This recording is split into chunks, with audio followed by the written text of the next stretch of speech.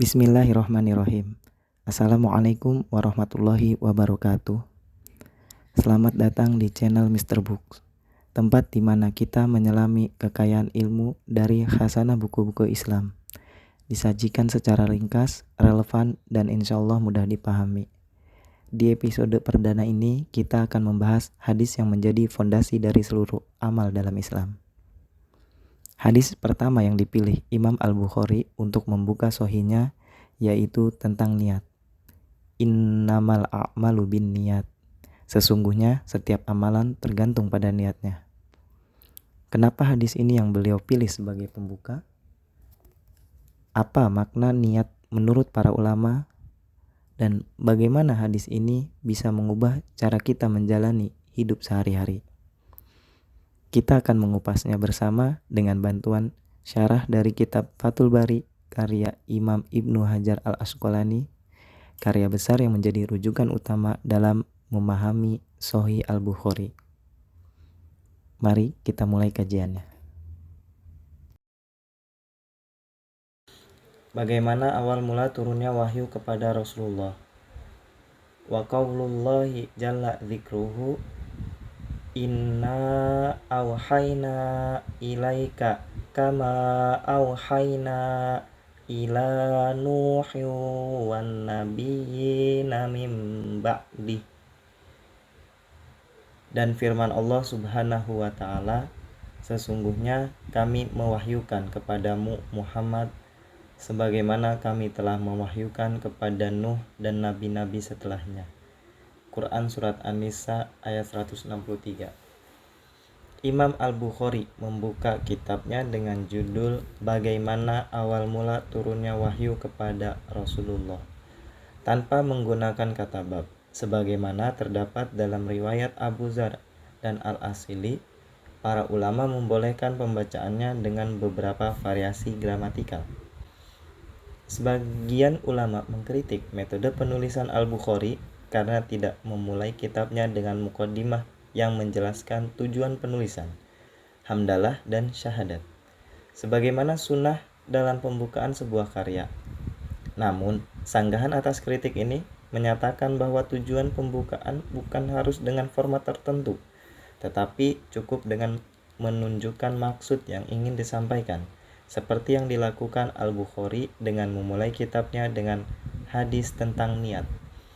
Hadis yang menyatakan pentingnya hamdalah dalam pembukaan suatu perkara juga tidak memenuhi kriteria sahih menurut standar Al-Bukhari. Selain itu, tradisi ulama terdahulu menunjukkan bahwa banyak kitab, termasuk karya Imam Malik dan Imam Ahmad, hanya diawali dengan basmalah. Dalam bab ini, Al-Bukhari mengutip firman Allah tentang wahyu untuk menegaskan bahwa proses turunnya wahyu kepada Rasulullah Shallallahu Alaihi Wasallam serupa dengan wahyu kepada para nabi sebelumnya. Wahyu pertama yang diterima Nabi Muhammad Shallallahu Alaihi Wasallam diawali dengan mimpi yang benar sebelum turun dalam keadaan terjaga. Hadis pertama dalam kitab ini adalah sesungguhnya setiap amalan tergantung pada niatnya, yang menunjukkan prinsip fundamental dalam Islam bahwa setiap tindakan dinilai berdasarkan niatnya. Hadis ini menjadi dasar metodologi Al-Bukhari dalam mengumpulkan sunnah Nabi, menekankan bahwa maksud dan tujuan suatu amal lebih penting daripada bentuk formalnya. Hadatsana Al-Humaidi Abdullah bin Az-Zubair qala hadatsana Sufyan qala hadatsana Yahya bin Sa'id Al-Ansari qala akhbaroni Muhammad bin Ibrahim At-Taimi annahu sami'a Al-Qamata bin Waqqas Al-Laitsi yaqulu sami'tu Umar bin Al-Khattab radhiyallahu anhu 'alal mimbari qala sami'tu Rasulullah sallallahu alaihi wasallam yaqulu innamal a'malu binniyat wa innama likulli imri'in ma nawa faman kanat hijratuhu ila dunya yusibuha au ila imra'atin yankihuha fahijratuhu ila ma hajaro ilai.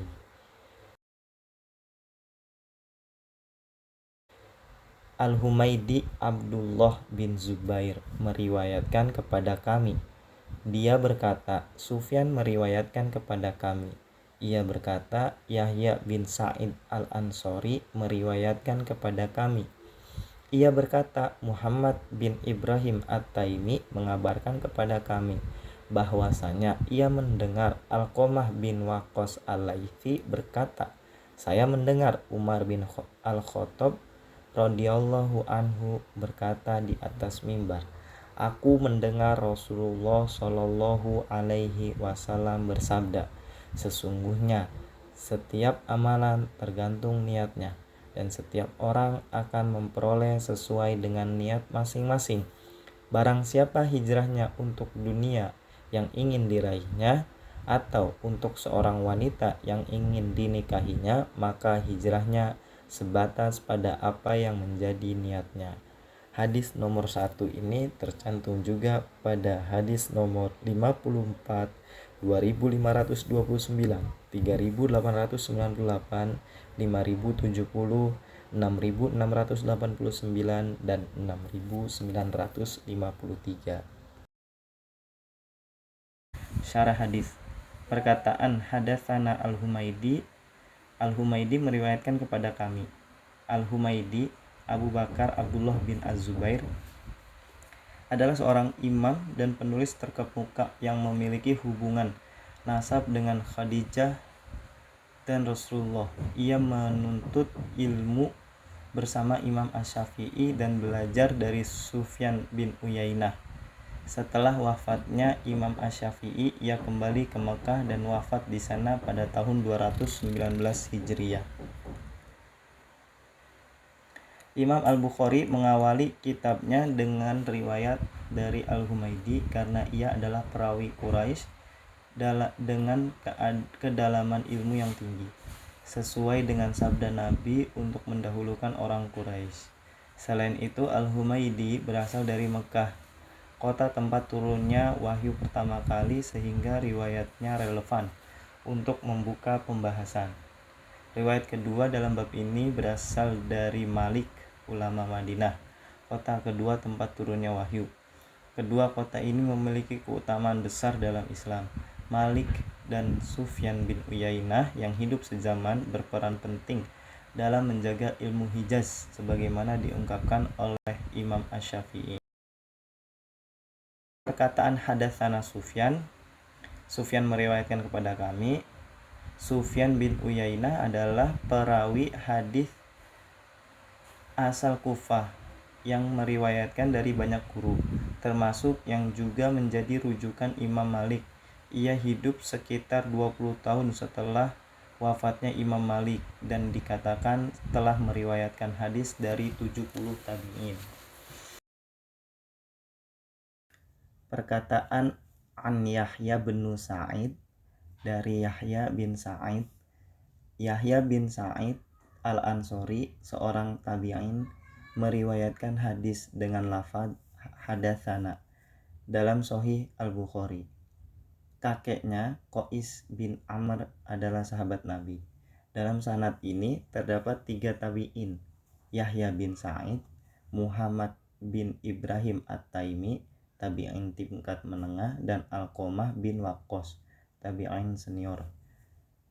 Hadis tentang niat, innamal a'malu binniyat, mendapat perhatian besar dari para ulama karena kedudukannya yang fundamental dalam Islam. Imam Al-Bukhari mencantumkannya dalam awal kitabnya. Meskipun ada perbedaan pendapat tentang relevansinya dalam bab awal mula turunnya wahyu, sebagian ulama seperti Al-Ismaili dan Al-Khotobi berpendapat bahwa hadis ini ditempatkan sebagai tabaruk atau mengharap berkah, atau juga sebagai muqaddimah yang menekankan keikhlasan dalam beramal.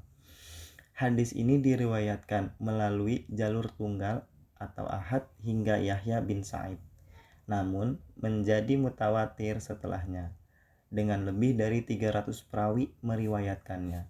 Para ulama menyebutkan hadis ini sebagai sepertiga atau seperempat Islam karena mencakup prinsip dasar dalam amal ibadah.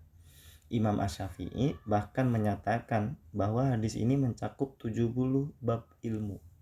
Selain itu, ada kesalahpahaman bahwa hadis ini berkaitan dengan kisah Muhajir Ummi Qais, padahal tidak ditemukan kaitan langsung dalam sanadnya. Hadis ini juga sejalan dengan prinsip wahyu yang menegaskan pentingnya niat dalam ibadah, sebagaimana ditegaskan dalam Al-Quran, Quran Surat Al-Bayyinah ayat 5 dan Quran Surat Asy-Syura ayat 13. Secara keseluruhan, hadis ini menjadi landasan utama dalam memahami tujuan dan makna amal ibadah, serta merupakan salah satu hadis paling penting dalam ilmu hadis dan hukum Islam. Perkataan alal mimbar, di atas mimbar, mengacu pada mimbar Masjid Nabawi. Dalam riwayat Hamad bin Yazid dari Yahya dalam bab perintah meninggalkan hilah, lafaznya berbunyi, saya mendengar Umar bin Al-Khattab berkhutbah. Perkataan innamal a'malu binniyat mengindikasikan bahwa amalan setiap individu bergantung pada niat yang mendasarinya, yang dapat beragam tergantung tujuan, seperti mengharapkan pahala Allah atau menghindari ancamannya. Dalam kajian bahasa Arab, kata niat sering disebut dalam bentuk tunggal, yang sesuai dengan sifat hati manusia yang satu, sementara kata amal dalam bentuk jamak karena terkait dengan banyaknya anggota badan yang terlibat dalam beramal. Berbagai ulama mengemukakan pendapat terkait redaksi hadis ini. Sebagian berpendapat bahwa niat dan amal dalam bentuk jamak menunjukkan cakupan seluruh amal yang selalu diiringi niat. Sementara itu, beberapa ulama menanggapi adanya pembatasan atau hasar yang menunjukkan bahwa setiap amal pasti berhubungan dengan niat. Ada juga pendapat yang berargumen bahwa susunan kalimat dalam hadis ini berfungsi untuk menegaskan niat sebagai aspek utama yang menentukan kualitas amal. Al-Karmani dan Ibnu Daqiq Al-Id mengemukakan perbedaan pendapat terkait fungsi innama. Dalam konteks ini, baik sebagai penguat atau pembatas. Beberapa ulama juga berpendapat bahwa kata ini berfungsi sebagai hasar atau pembatasan untuk menegaskan bahwa amal tidak terlepas dari niat.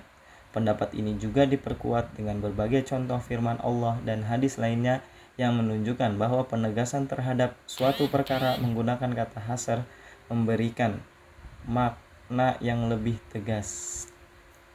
Secara keseluruhan, kesimpulan yang dapat diambil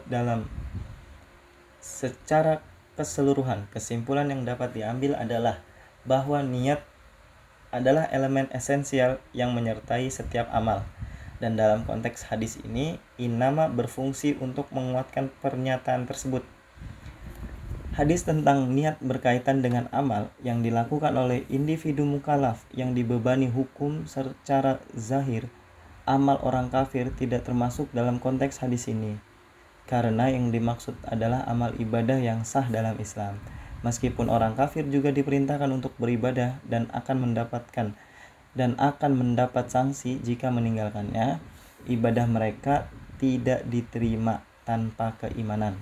Selain itu, amal seperti memerdekakan budak dan sedekah juga tidak termasuk dalam cakupan hadis ini, karena memiliki dalil khusus terkait niat. Perkataan bin niat, dengan niat, huruf ba dalam hadis tersebut maknanya musabab, yakni penyertaan, atau maknanya menjadi setiap amal pasti dibarengi dengan niat.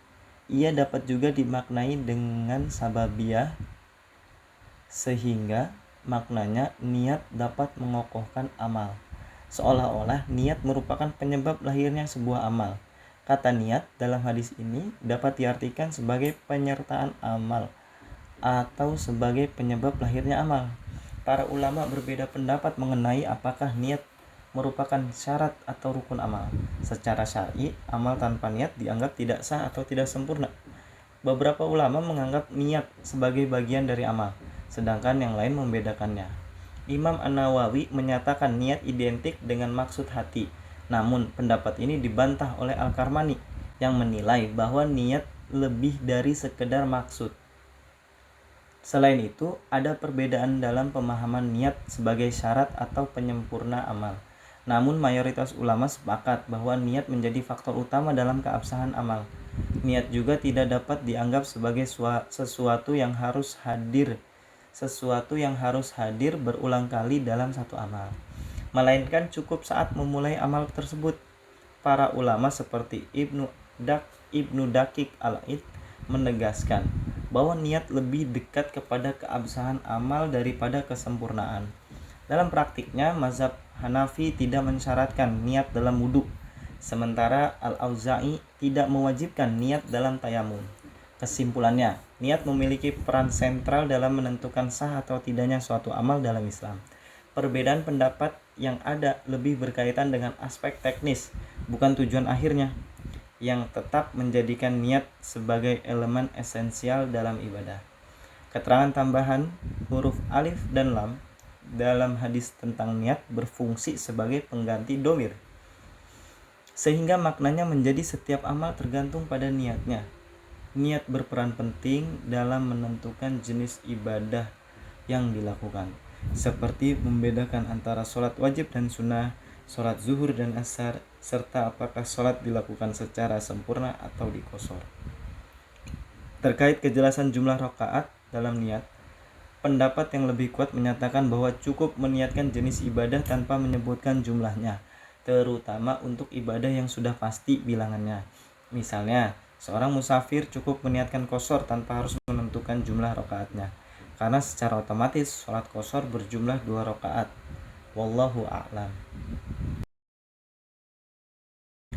Perkataan wa innama likulli imri'in man nawa, dan setiap orang akan memperoleh sesuai dengan niat masing-masing, menegaskan pentingnya niat dan keikhlasan dalam setiap amal. Para ulama memberikan berbagai pandangan terkait maknanya. 2 makna niat dalam hadis. Kalimat pertama menegaskan bahwa amal bergantung pada niatnya, yang menentukan sah atau tidaknya suatu ibadah. Kalimat kedua menekankan bahwa seseorang hanya akan memperoleh pahala sesuai dengan niatnya. Konsekuensi hukum niat. Jika seorang berniat melakukan ibadah namun terhalang oleh uzur syar'i, ia tetap mendapat pahala. Niat tidak bisa diwakilkan kecuali dalam kasus tertentu seperti wali yang mewakili anak kecil. Perbedaan niat dalam ibadah dan perbuatan lain, yaitu beberapa amal seperti sholat tahiyatul masjid tetap sah meskipun tanpa niat eksplisit, karena esensinya sudah tercapai dengan pelaksanaannya ibadah. Sebaliknya, mandi junub yang bertepatan dengan mandi Jumat tetap membutuhkan niat khusus, niat dalam perbuatan mubah, seperti perbuatan sehari-hari. Makan dapat bernilai ibadah jika diniatkan untuk memperoleh kekuatan dalam beribadah. Zikir yang diucapkan secara otomatis tetap menghasilkan pahala, tetapi lebih utama jika disertai niat. Menahan diri dari maksiat. Seseorang yang menahan diri dari maksiat karena takut kepada Allah mendapatkan pahala, sedangkan orang yang tidak berniat apapun tidak mendapatkan apa-apa. Pendapat Al-Karmani, kalimat dan setiap orang akan memperoleh sesuai dengan niatnya mengandung 2 bentuk penegasan, bahwa setiap orang hanya memperoleh sesuai dengan niatnya dan bahwa niat harus mendahului amal. Kesimpulannya, niat adalah dasar yang membedakan ibadah dari perbuatan biasa serta menentukan nilai dan balasan dari amal seseorang. Wallahu a'lam.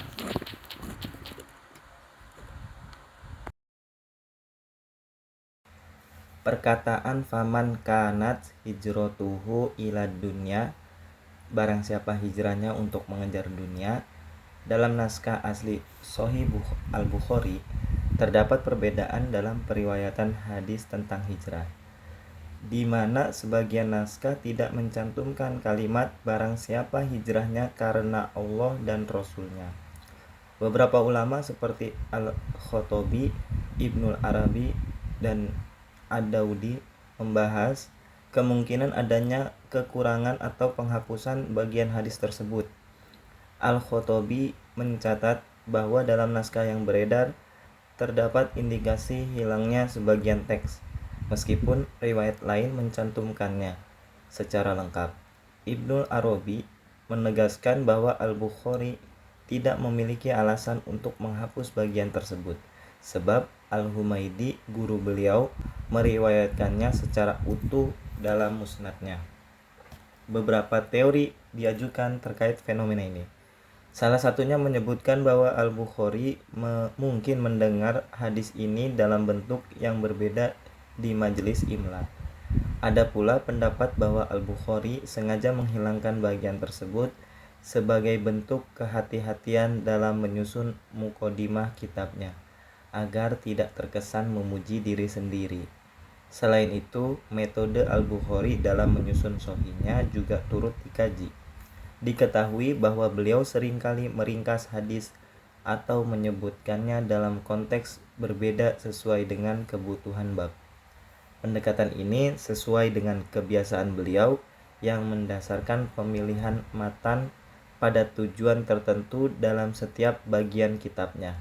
Dengan demikian, perbedaan dalam periwayatan hadis ini bukanlah kesalahan, melainkan bagian dari metodologi Al-Bukhari dalam menyusun kitabnya berdasarkan prinsip kehati-hatian dan ketelitian dalam penyajian hadis. Perkataan hijrotuhu, hijrahnya, hijrah secara bahasa berarti meninggalkan sesuatu dan berpindah ke sesuatu yang baru. Sedangkan dalam syariat, hijrah bermakna meninggalkan larangan Allah. Dalam sejarah Islam, hijrah terbagi menjadi dua bentuk. Hijrah ke tempat yang aman, seperti hijrah kaum muslimin ke Habasyah dan dari Mekah ke Madinah. Dan hijrah dari negeri kafir ke negeri Islam, yang awalnya khusus menuju Madinah sebelum Mekah dikuasai muslimin. Saat ini, konsep hijrah dari negeri kafir ke negeri Islam masih berlaku. Dalam bahasa Arab, terkadang sebab dan akibat memiliki bentuk lafaz yang sama, seperti dalam firman Allah, Quran Surat Al-Furqan ayat 71, yang menegaskan makna taubat sejati. Contoh lain dari penggunaan struktur serupa ditemukan dalam syair Arab yang menekankan makna hiperbolis untuk sanjungan atau celaan. Selain itu, penggunaan mubtada dan khobar yang sama dalam satu kalimat bertujuan untuk menegaskan atau memperjelas makna, seperti dalam ekspresi engkau adalah engkau, yang berarti menunjukkan karakter atau keunggulan seseorang. Demikian pula dalam jawaban syarat, struktur pengulangan sering digunakan untuk menguatkan maksudnya, menunjukkan ketegasan makna dalam konteks tertentu. Perkataan ila dunya, untuk dunia. Kata dunia atau ad-dunya berasal dari akar kata ad-dunu yang berarti dekat, merujuk pada kedekatannya dengan kehidupan dibanding akhirat atau kebinasaannya yang lebih cepat. Ada dua pendapat mengenai hakikat dunia. Pertama, dunia mencakup semua yang ada di bumi, termasuk hawa dan udara, yang lebih tepat dengan tambahan konteks sebelum hari kiamat. Kedua, dunia mencakup seluruh makhluk beserta sifatnya. Secara linguistik, dunia adalah kata maksur atau berakhiran dengan ya maksuroh, dan termasuk goiru munsorif karena memiliki sifat dan huruf taknis atau alif maksuroh. Namun, penggunaannya dalam bentuk nakiroh diperdebatkan karena ia termasuk lafaz tafdil yang seharusnya memiliki alif lam seperti al-kubro atau al-husna.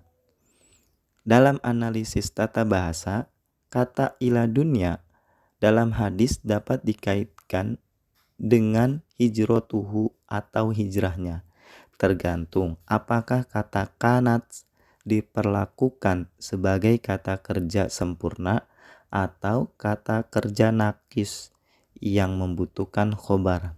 Perdebatan mengenai penggunaannya berkaitan dengan apakah kana hanya berlaku pada masa lalu atau dapat digunakan secara mutlak tanpa terikat waktu, sehingga hukum yang berlaku di masa lalu dapat diterapkan pada masa depan. Perkataan yusibuha berarti yang ingin diraihnya, merujuk pada materi dunia yang diinginkan. Kata yusibu digunakan karena maknanya menyerupai tindakan membidik dengan anak panah, yaitu usaha untuk mencapai suatu tujuan dengan tepat. Perkataan au imro'atin atau seorang wanita. Hadis ini menyebut wanita setelah dunia sebagai bentuk perhatian khusus terhadap bahayanya. Namun, Imam An-Nawawi menolak anggapan bahwa dunia dalam hadis mencakup wanita karena kata tersebut berbentuk nakirah dalam kalimat positif, sehingga tidak bersifat umum. Bantahan ini disanggah dengan argumen bahwa kalimat syarat menggunakan nakirah yang justru menunjukkan keumuman. Penyebutan wanita secara khusus menegaskan bahayanya karena godaan wanita bisa berakibat fatal. Hadis ini terkait dengan kisah Muhajir Ummu Qais. Meskipun identitas pria tersebut tidak diketahui dan wanita dalam kisah itu disebut bernama Qoilah menurut Ibnu Dihyah. Ibnu Battal menambahkan bahwa penyebutan wanita dalam hadis ini terkait dengan tradisi Arab sebelum Islam, di mana bekas budak laki-laki sulit menikahi wanita merdeka. Setelah Islam datang, kesetaraan dalam pernikahan ditegakkan, sehingga banyak pria muslim berhijrah ke Madinah untuk menikahi wanita merdeka. Namun, klaim bahwa Muhajir Ummu Qais adalah bekas budak dan wanita merdeka memerlukan bukti yang lebih kuat.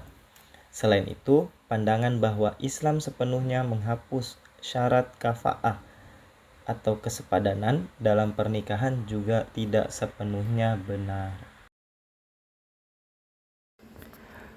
Perkataan fahijratuhu ila ma hajaro ilaihi, maka hijrahnya sebatas pada apa yang menjadi niatnya.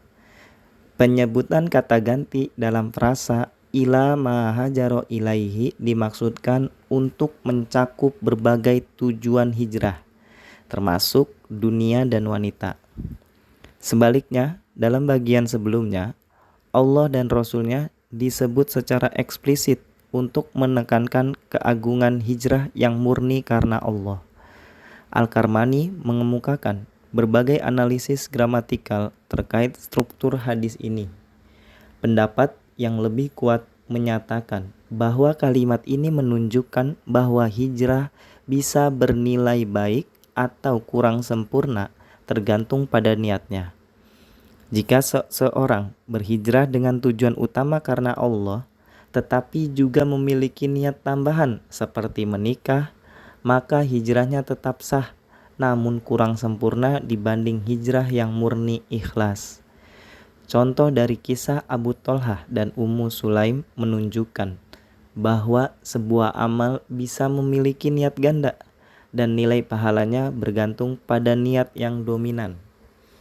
Menurut Al-Ghazali, jika niat dunia lebih kuat, seseorang tidak mendapat pahala, tetapi jika niat akhirat yang lebih dominan, ia tetap mendapat pahala. Jika kedua niatnya seimbang, maka tidak ada pahala. Hadis ini juga mengajarkan bahwa niat menjadi dasar sahnya amal dan seseorang harus memahami hukum sebelum beramal. Selain itu, hadis ini menyoroti pentingnya keikhlasan dan memperingatkan dari tindakan yang tampak baik tetapi memiliki motivasi tersembunyi yang mengurangi nilainya di sisi Allah. Dari segi hukum, hadis ini menunjukkan bahwa niat tidak diperlukan dalam semua aspek, seperti dalam jama' takdim atau penggabungan sholat di waktu awal, yang menurut sebagian ulama tidak wajib diniatkan secara khusus. Rasulullah Shallallahu Alaihi Wasallam sendiri tidak mengumumkan niatnya saat menjamak sholat dalam perang Tabuk, yang menunjukkan bahwa niat tidak selalu menjadi syarat dalam semua amal.